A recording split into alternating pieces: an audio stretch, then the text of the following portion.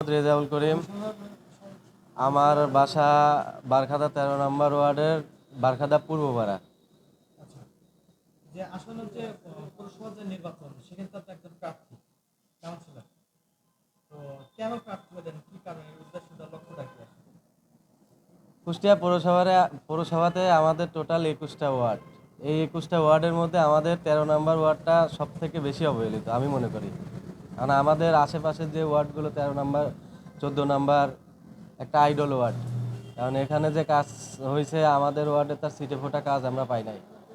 তো সব বিবেচনা করে আসলে আমি দেখলাম যে আমাদের এই ওয়ার্ডটা সব থেকে অবহেলিত, এবং আমি যদি সুযোগ পাই ওয়ার্ডবাসীর সেবা করার জন্য, তো সেই উদ্দেশ্যে আর কি আমার নির্বাচনে অংশগ্রহণ করার ইচ্ছা আর কি। আপনার দৃষ্টিতে আপনার এলাকায় কি কি সমস্যা আছে বলে মনে করেন এবং সেই সমস্যাটা আপনি নির্বাচন হলে সমাধান করবেন বলে মনে করেন? আমাদের এলাকায় আমাদের 13 নম্বর ওয়ার্ডে মেন সমস্যাটা হচ্ছে পানি নিষ্কাশনের ব্যবস্থা নাই। আমাদের যদি 20 মিনিট বৃষ্টি হয়, আধা ঘন্টা যদি বৃষ্টি হয়, তো 7 দিন 10 দিন পানি বেঁধে থাকে রাস্তাতে। জলাবদ্ধতা অনেক প্রকোপ আকারে ধারণ করছে আমাদের এখানে। তো তারপরে আরও এই জলাবদ্ধতার কারণে কৃষকরা কৃষিকাজে ব্যাঘাত ঘটে। আরও অনেক রাস্তাঘাটের কোনো উন্নয়ন নাই চারিদিকে। আপনি যেদিক দিয়েই যান 13 নম্বর ওয়ার্ডের রাস্তাঘাট খুবই জঘন্য, খুবই খারাপ। মানে রাস্তা দিয়ে একটা বাইক নিয়ে চলাচলের মতো উপযোগী না। আপনার জুডিয়াতে আরেকটা বিষয় আছে যে নদীর ধারে যেটা বালি কাটা হয়, বালি কাটাটা নিয়ে তো আপনাদের রাস্তাঘাটের চরম একটা দুর্দশা অবস্থা হয়। আসলে এইটা বিগত আওয়ামী লীগ সরকারের আমলে যারা এই বালি মহলের কাজ করছে, তারা আসলে কিছু বলতে পারি নাই আমরা তাদেরকে। কারণ আমাদের রাস্তা তারা ব্যবহার করছে, আমরা কিছু বলতে গেলেই আছে প্রবলেম ফেস করতে হতো। বিভিন্ন পলিটিক্যাল ইস্যু ছিল, যেই ইস্যুগুলোর কারণে আসলে আমরা এই বালির ঘাট বন্ধ করতে আমরা পারি নাই। এবং সেটা আসলে দীর্ঘদিন বন্ধ থাকার কারণে এখন হয়তো এই এলাকাবাসীর যে রাস্তার উন্নয়ন হবে ভবিষ্যতে, বা এখন হচ্ছে এই ধরনের সমস্যা আশা করি আর ফেস করা লাগবে না আমাদের। আরেকটা বিষয় হলো মাদক নিয়ন্ত্রণের ব্যাপারে আপনারা কতটুকু ভূমিকা রাখবেন? মাদক তো আসলে এটা সামাজিক ব্যাধিতে পরিণত হয়েছে।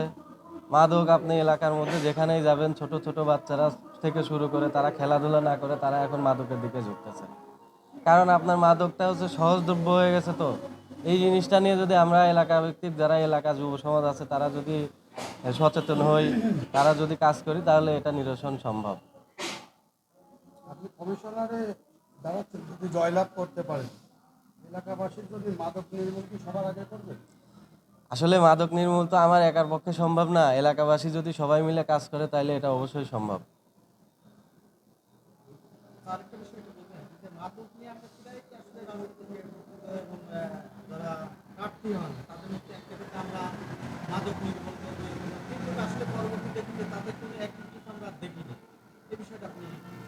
আমি তো আপনাকে ফার্স্ট টাইমে বললাম, মাদক নির্মূল একার পক্ষে, একটা কাউন্সিলরের পক্ষে, একটা চেয়ারম্যানের পক্ষে, একটা মেয়রের পক্ষে কখনোই সম্ভব না। যদি এলাকার যারা আছে, সচেতন যারা আছে, যেমন আমার পাশে বা আমার বাড়ির পাশে মাদক বিক্রি হয়, এটা যদি আমি প্রতিরোধ করতে পারি, আমার জায়গা থেকে আমি যদি প্রতিরোধ করি, আপনার জায়গা থেকে আপনি যদি প্রতিরোধ করেন, এলাকাবাসী যদি একত্রে হয়ে যদি এটা নির্মূল করতে চায়, যদি মনে করে যে আমি নির্মূল করব, তাইলে এটা অবশ্যই সম্ভব। এবং আমি প্রতিশ্রুতি দিচ্ছি, আমি যদি কাউন্সিলর হতে পারি তাইলে আমি এটা নিয়ে সর্বোচ্চ কাজ করব।